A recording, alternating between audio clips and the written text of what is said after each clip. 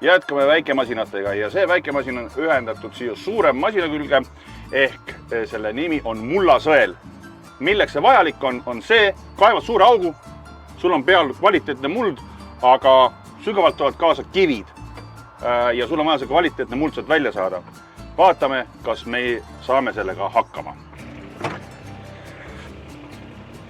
Opsti, siin on siis muld, mis on maalt välja, nagu näete, siin on palju suuri kive ja meil on vaja seda kvaliteetmulda siit ja võtame siit ühe täie. Siin sees on kivid, kõik asjad, mida me ei taha. Me tahame normaalset kurgimulda ja nüüd me paneme siis käima selle sõela ja vaatame, mis saab. Opadi! Nagu oleks Niagara ääres. Ilusasti tuleb, natuke raputame siit ka, hop, hop, hop. Nagu noksi pissuaari ääres. Jee, baby, vaadake kui ilus, kurgid, tomatid, kõrvitsad, kõik kasvavad natuke.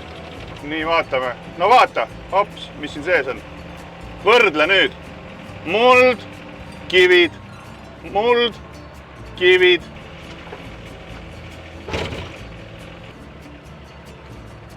Minu meelest ei ole lihtsamat asja kui mulla sõelumine. Lihtne ju.